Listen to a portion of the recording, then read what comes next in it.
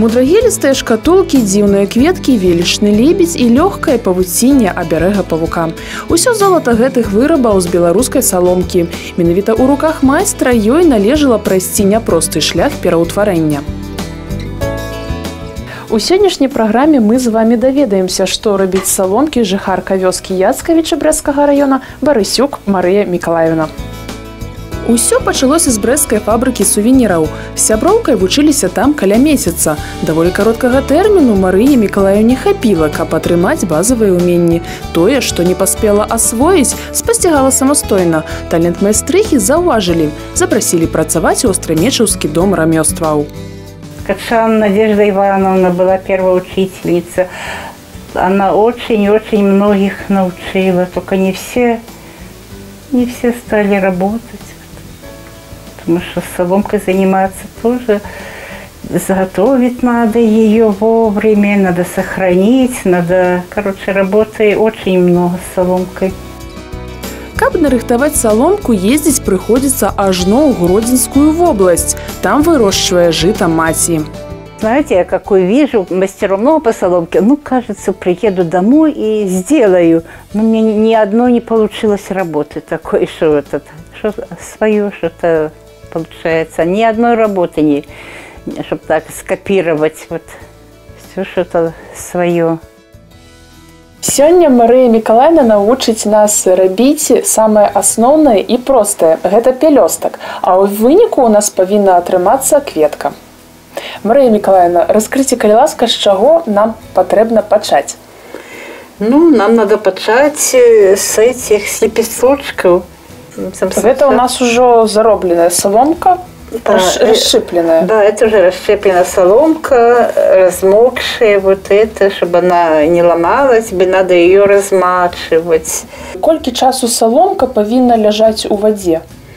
Ну, тепленькая вода недолго, потому что они быстро размачиваются, на тоненькие. Долго тоже нельзя.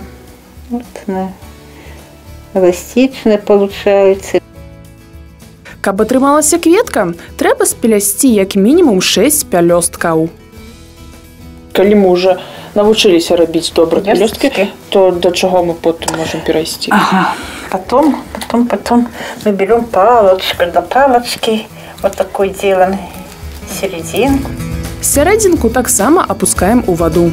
Вот эта серединка будет у нас вот это.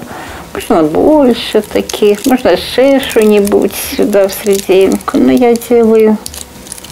Чем больше, тем пышнее. Хватит пока 3, хватит вот это не связывается вот это. Это у нас уже серединка есть. Зараз будем пелёстки добавлять. Сколько нам потребно пелёстков? Ну, сделаем сначала 3, а потом еще 6. Пялёстачкі па чарзе прымотваем ніткамі да сцябла. Як па мне, збіраць кветку гэта значна лягчэй, чым плясці пялёсткі. І вось што ў выніку ў нас павінна атрымацца. Усё атрымалася і натхненне прагне ствараць прыгажосць далей? Не стрымлівайце сябе, эксперыментуйце. 5 такіх саламяных кветак, і вось у нас атрымліваецца такая прыгожая саламяная кампазіцыя. Марыя Барысюк паспявае знаходзіць час не толькі на саломапляценне. Ёсць у жанчыны яшчэ адна слабасць. Здагадацца лёгка. Зірніце на сцены. На іх амаль няма вольнага месца. С детства мне так хотелось вышивать. Давно, а сейчас на пенсии, то занялась уже сур'ёзна. Раней колеры ў карцінах былі беднымі, а цяпер аднаго толькі зелёнага адцення можа быць каля 50. Если не вышиваю, то соломкой занимаюсь. Весной тоже работы хватает, цветы выращиваю. Мне очень красивые лилии, красивые рисы. То хожу, любуюсь. И отдыхать прихожу, вышиваю, отдыхаю. Для меня это отдых. Марыя Барысюк ніколі не стане наракаць на стомленасць. Ёй пашчасціла знайсці занятак, які прыносіць душэўную асалоду. Цяжка жыць, калі няма захаплення. У кожнага яно рознае, але зразумела адно – без яго нельга.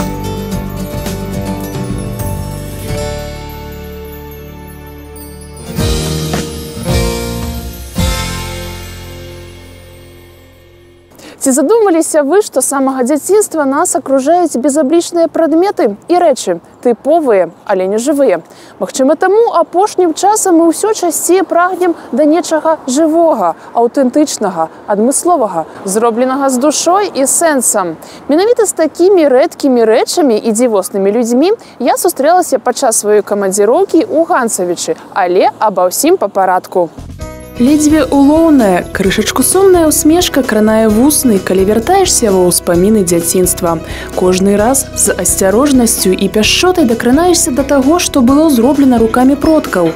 Вясковае дзяцінства стрыечных сясцёр Вольгі і Алены прайшло пад наглядам бабулі Надзеі і дзядулі Уладзіміра. Уладзімір Іванович у вёсцы быў самым адукаваным, чытаў і адпісваў лісты. Дзед быў наш інтэлігент, можна яго называлі ў той час, на всю дзерэўню. Дзед у той час быў вельмі граматны чалавек, к яму многа людзей прыходзілі з пытаннямі, ён дапамагаў людзям. Многа людзей пасля вайны не маглі знайсці. Ён пісаў пісьма, ён пісаў адказы на тыя пісьма. Былі моманты, што ён і дапамог каго-то знайсці пасля вайны. Цяжар сялянскай працы ляжаў на плечах яго жонкі Надзеі, а дапамагалі ёй з маленства дочкі Галіна і Марыя. Ну, заставляли бацькі рабіць работу, гуляць хацелася, конечно. Старэйшая Марыя хадзіла на ніўку даглядаць за льном. Вот зелье допалоли по полям, да и же назад идем до дома. Там сколько, там же немного было его. Ну, а что потом? Слали лен. Отлеживался и уже сушили и терли. У вялікай хаце Надзеі і Уладзіміра паставілі кросны. Там і збіраліся мясцовыя майстрыхі прасці, ткаць, вязаць. Маёй бабе не было дзе пераймаць вопыт. Мама яе не ткала. І яна самавучка, яна таксама не любіла хадзіць, пераймаць. Яна дзе ў окна падглядвала, хадзіла, дзе што пачула, дзе ўбачыла і навучылася ткаць. Працавітая Надзея навучыла рукадзелю сваіх дачушак, старэйшую Марыю і малодшую Галіну. Я с 4 класса хотела. Нашить добра не умела, мама не позволяла мне. А для меня хростная. Я украдкой к хростной своей ходила, да она меня научила вышивать. Гладь особенно, так як красиво вышивать гладью.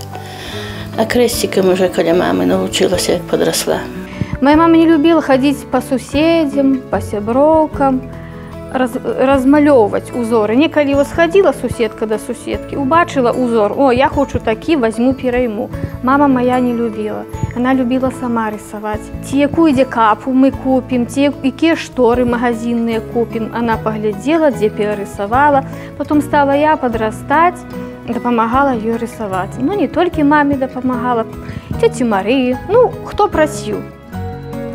У хаце вяскоўцаў кожны рушнік маў сваё прызначэнне. Просты, з небагатай па краях вышыўкай уціральнік выкарыстоўвалі ў побыце.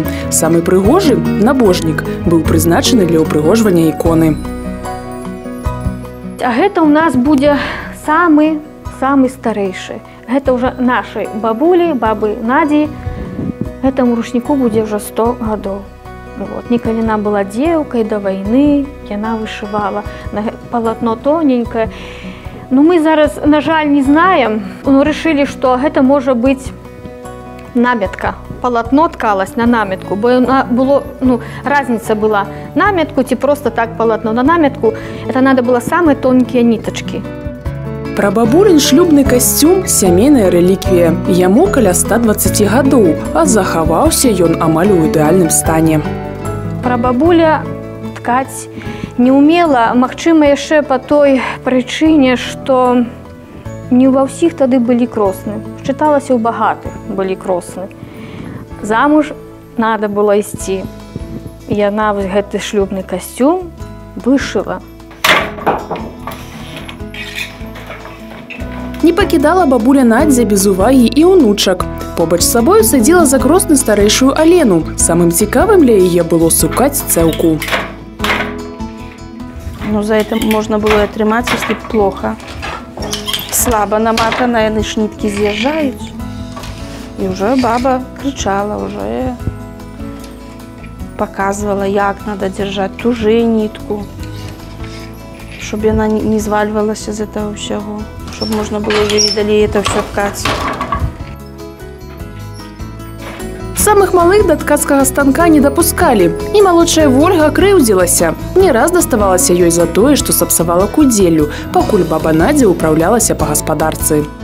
Помню, некалі ж былі ніткі на такіх катушках деревянных. І мы гэтыя катушкі збіралі, спаборнічствавалі між сабою. Мы з іх рабілі бусы. А каб іх упрыгожыць, назбіраем на нітку, нанізаем бусы, і ў каго большыя, той сёння самы лепшы. Сёння кросны для Алены сталі звыклымі, а тады ў вачах маленькай дзяўчынкі яны былі нечым недасягальным.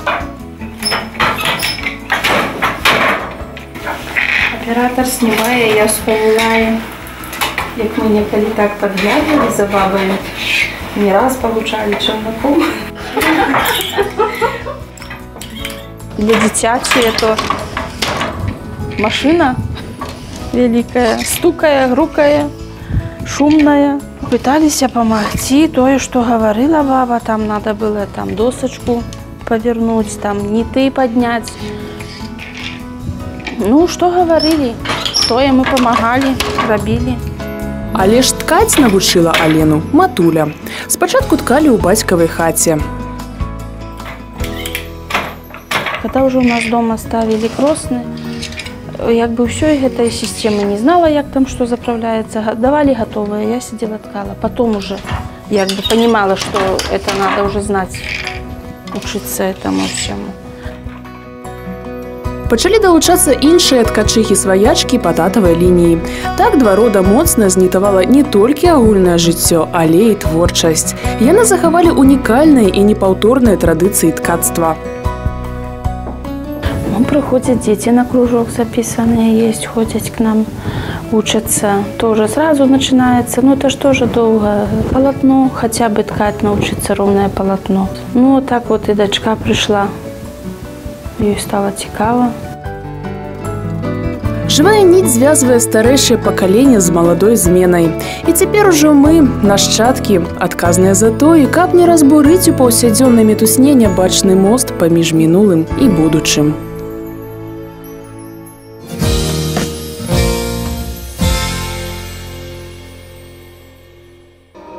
Сваю першую сцэнічную адаптацыю «Маленькі прынц» на сцэне брэсцкага акадэмічнага тэатра драмы убачыў яшчэ ў 2006. Яго маглі іграць пастаянна, каб не адно сумнае «но». З гадамі не маладзелі акцёры, некаторыя заўчасна пайшлі з жыцця. У 33 не стала Віктара Піскуна, першага выканаўцы ролі лётчыка. Мы решили вернуться именно к этому материалу и сделать его именно в том виде, в каком замышлял ушедший от нас безвременно главный художник нашего театра Виктор Михайлович Лесин. Вот, с музыкой Василия Кондрасюка, замечательного композитора. Вот этим трем людям, которые стояли, ну, скажем так, у истоков создания вот этого спектакля, мы посвящаем вот это возобновление и светлая им память. Мы их любим и очень хотим, чтобы их искусство какое-то время еще жило на сцене нашего театра. Па рэквізітах, дэкарацыях, сцэнаграфіі і музыцы спектакль аднавілі ў тым выглядзе, у якім ён быў зроблены ў 2006. Са спробы перанесці пастаноўку на вялікую сцэну нічога не атрымалася. Іншы ракурс, пасыл, губляецца камернасць інтанацыі і мізансцэніраванне.